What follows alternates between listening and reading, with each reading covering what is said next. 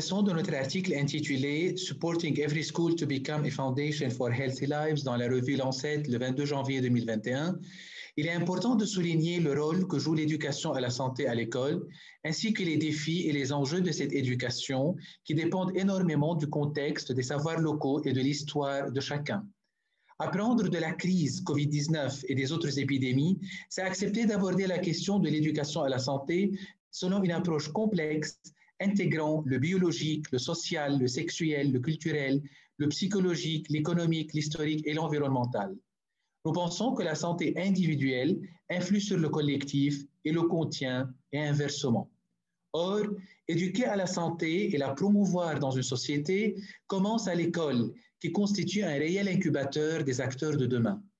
Soutenir les écoles et les établissements dans la prise en compte de la santé de tous les élèves devient une nécessité pour protéger, prévenir et éduquer à une prise en charge responsable de sa propre santé et de celle des autres. Les interventions précoces, notamment à l'école, ont un impact plus important que les interventions visant à réduire les risques, à rétablir la santé à l'âge adulte.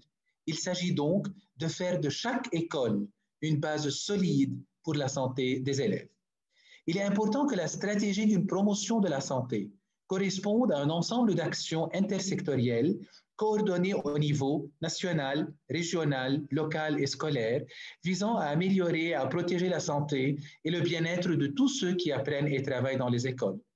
La réduction des inégalités est au cœur même de ces approches, telles que préconisées par les objectifs de développement durable. L'idée qu'à un problème donné corresponde une solution unique et que toutes les écoles, quel que soit leur contexte, peuvent suivre le même programme d'éducation à la santé est une grande illusion. La question principale est alors de savoir comment créer les conditions pour que chaque école, dans la grande variété des contextes éducatifs, puisse adopter des pratiques ayant une influence positive sur la santé. Les difficultés sont d'abord liées au fait que les programmes d'éducation A concernent le plus souvent des dimensions spécifiques et très limitées de la vie scolaire. Les approches fragmentées, par exemple, et monodisciplinaires, ciblant un seul aspect de la santé, comme l'aspect uniquement mental ou uniquement biologique, restent peu efficaces.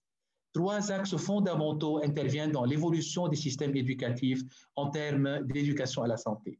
Les politiques éducatives, les structures et les systèmes, ainsi que les pratiques et les ressources humaines. Une collaboration étroite et une pensée systémique impliquant tous les acteurs et les facteurs concernés serait cruciale.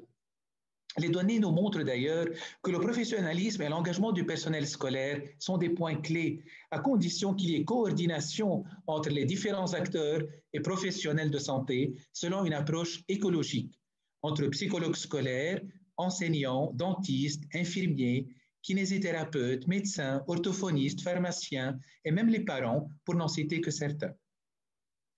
Or, la clé de réussite d'une telle approche nécessite un changement de paradigme dans les stratégies et ingénieries de formation des enseignants et des acteurs de santé.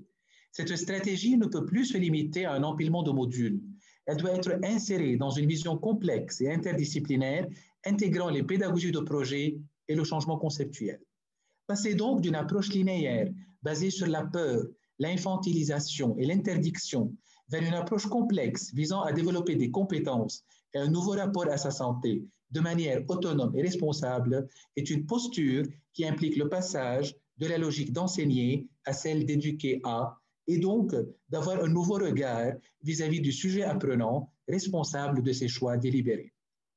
Donner les moyens à chaque école de mettre en œuvre tout son potentiel au service de la santé des élèves, c'est créer les conditions pour que l'école soit inclusive, équitable et sécurisante, offrant une éducation et un environnement qui favorise la santé pour aujourd'hui et pour l'avenir.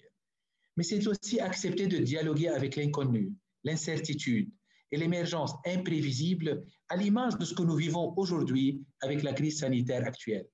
Résoudre les problèmes complexes implique l'acceptation d'une nouvelle façon de penser et de considérer le monde et l'éducation.